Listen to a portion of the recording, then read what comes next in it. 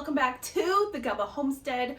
I'm 𝐚𝐭 and I am super passionate about food storage. I think everybody should have one. I think everybody should have a top layer food storage. So like all the foods that you're eating every day, have a good supply of that. A middle layer food storage that replenishes your top layer, and a long-term food storage, which is what this video is going to be about. I want to discuss the 3 ways that you can build a long-term food storage super easy. We are currently down here in my root cellar. It's super cold. It's just above 50 degrees, so it's the perfect place for me to store goods.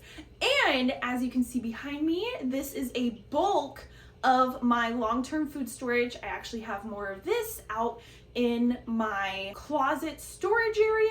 And yes, I do have a mouse trap over there because just in case it's the winter, the little field mice that want to come in and get warm, and there's food in here, so I just want to make sure that no mice get in. I'm super lucky about that. I would be so sad if I had anything in my food storage get ravaged by mice, and so far I've been super lucky and haven't had to deal with that problem, but I keep something out just in case. Having a food storage is more than just having foods that you eat, an abundance of them. You want to think long term because you literally don't know what the future is going to hold. Right now, as I'm making this video, the grocery store near me had no eggs, no bread, and no butter. So those are things that, one, you can learn how to make bread from scratch from ingredients that you have on hand and in your food storage. Eggs, if you get chickens or you source from a local farmer or somebody who has chickens, I see people selling their abundance of eggs from their backyard flocks for $5 a dozen, so that's organic, farm fresh. I feel like that's a really good price. I mean, the price of eggs have skyrocketed. So again, you don't know what the future is going to hold. Butter is also another thing that you can learn to make from scratch. You can also use other alternatives like coconut oil or whatever oil that you want. But that brings me back to food storage, and you literally never know what's going to happen. So that's why I like to have an abundance of things on hand. Like I got pastas right here, which I have been meaning to put my pastas into Mylar bags. Mylar bags are a great way to store things safely and keep them fresh for your long-term food storage. So this is a whole project behind me, but when I need pasta, this is where I come. It's really nice to have my own grocery store and not have to depend on what's going on at the grocery store. Like if I needed some eggs and had to go down to the grocery store and lo and behold, there's no eggs. So it's great to be thinking ahead. What I really want to be talking about today though is your long-term food storage. So this is going to be the food that lasts 10 to 30 years that you will rotate into your food storage or is for emergency purposes. So say there's like another stay-at-home order like we saw a few years ago. You got food that is ready to go. You have food that you can cook, you have food that's ready to eat, and I keep saying, you never know what's gonna happen. I would rather be prepared and have like my little bunker of tons of food storage than having to scramble and go to a grocery store last minute in an emergency situation. Also, the best thing about having a long-term food storage is you can help others because this food is good for so long. If your friends or family, community need help, I'm able to help them. These can also be used as bartering tools, right? So in a situation where there's like not money or, an extreme situation, collapse of society or something, you're gonna want things to barter with. So what kind of skills do you have? I feel like one of the most valuable things is food. You can stock up on as much ammo and other supplies as you want, but you can't eat those supplies. Everybody needs food. So be thinking of that. I have 3 different ways that I build my long-term food storage, what works for me, and so I want to show you how I started building mine, what works, and hopefully encourage you to start building your long-term food storage. My absolute favorite way to do long-term food storage is number 10 cans. These cans will last anywhere, depending on what's inside, 10 to 30 years. Let's see, these have a 30-year storage life. There's this hard white wheat right here that is also 30 plus years. I find that these things are really great. They're easy to store, they're easy to open. You just use a can opener and then you put on a plastic lid once you open them. I have opened up the apples. I've had the apples before. I've used the sugar. I've used the flour. So there is a variety of number 10 cans that you can get. One bummer about these is that they are kind of bulky, right? So they do take up a lot of space. Like I said, most of my storage closets are filled with number 10 can boxes. I get these from the Church of Jesus Christ of Latter-day Saints Bishop Storehouses. Anybody can shop there. You do not have to be a member of that church. And what I love so much, these are really good prices. They try to make it affordable for everybody to build a food storage because they are really adamant about building food storages. So they want everybody to be able to build their food storage. So I feel like out of all the number 10 cans that I have shopped and from different food storage companies, they have the best prices and really great quality because I think they have their own farms and stuff, but they have really good quality. I like their products. I've used, like I said, the apples, the flour, the sugar.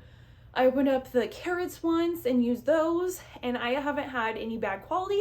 And I'm not saying that that couldn't happen, like you couldn't get damaged cans. That actually happened once. I got shipped, or no, I went in, got damaged cans back a few years ago. They just let me go and exchange, no questions asked. So I was super happy about that. They also have the option to get bags of wheat berries. I've also done that, and then I put those bags of wheat berries into Mylar bags to store in 5-gallon buckets. So that is another method of storage that I'm going to show you guys right after this. But as you can see, I have a variety of number 10 cans. I have my hard white wheat, hard red wheat, white granulated sugar, all-purpose white flour, sugar, all-purpose flour. But out in my storage closets, I got beans, carrots, onions. I pretty much have everything that they have to offer because I've been so ecstatic about their prices and their quality. So number 10 cans, 10 out of 10 would recommend for long-term storage. Another method of long-term storage is Mylar bags, which I said that I got their wheat berries at the Bishop Storehouse and then just transferred them myself into Mylar bags. Another great way for long-term food storage. Let me show you. Right here are my 5-gallon buckets that are filled with wheat berries. If you are going to bulk store wheat berries, you will need a wheat grinder if you ever decide to use them. So think ahead with that. But these are from bags of wheat berries that I got.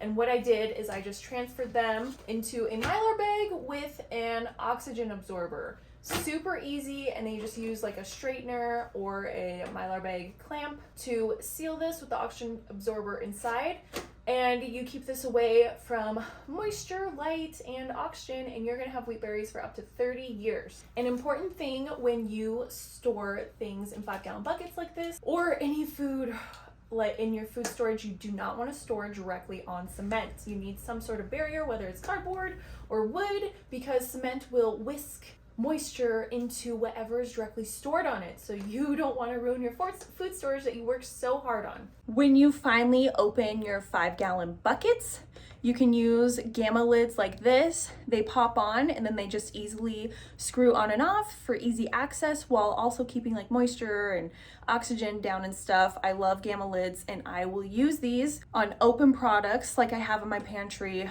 sugar and rice in 5-gallon buckets with gamma lids. There are different sizes of Mylar bags. So here's the 1 quart. These are the 5-gallon bucket size. These are huge. There are also different cc's of oxygen absorbers. These are 300 cc. To seal my 5-gallon bucket quantities in here, I would do 2000 cc. So you'd either get 2000 cc of oxygen absorbers, or you would use like 7 of these in here. But obviously it's more efficient to use 1 2000 cc. Me personally, you guys know I like to stock up on things. So I have an abundance of Mylar bags that I use, different sizes. The oxygen absorbers, it's hard to stock up on those just because oxygen can leak in. And then after that, like they all kind of go. So you want to just use those up and then use a vacuum sealer to vacuum seal the bag as you go. But I like to have all different sizes on hand, and also that helps me beat inflation, because when you stock up now, you're beating prices later. At least that's how I operate, and I have been very happy that I operate that way. The next way that I do long-term food storage is probably the easiest and most efficient, so let me show you. These right here are probably the easiest way to build up a long-term food storage. You can just get these ReadyWise buckets. There's different brands of ready-to-go freeze-dried foods. All you have to do is add water to these little packets, which is pretty cool. There's a variety of meals in here.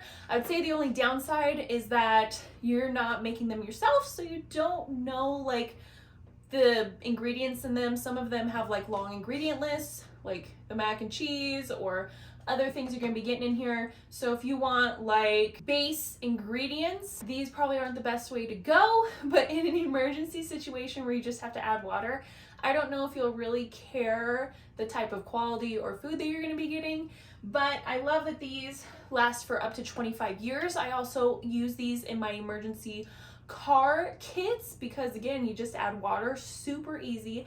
They're lightweight because they're freeze-dried. An option now that I'm talking about freeze-dried foods is you can get your own freeze dryer and make your own freeze-dried meals. So to limit on, you know, chemical ingredients and just have like all natural ingredients in meals. So you can do that. You just have to weigh your options. You can get these on Amazon, so it's super easy. They store for a long time and I'm really happy with them. So this is another way to build up your long-term food storage. I hope that you guys enjoyed this video on 3 different ways to build your long-term food storage. I am happy with all 3 ways. Definitely happiest with my number 10 cans because they require the least amount of work. You get a variety of food and it's fresh, and you know that there's quality when it's packed, whereas Mylar bags require time and effort, and you know, I like the easy way. And then the already pre-made packaged foods, those ingredient lists are kind of long, and I like short and simple ingredient lists.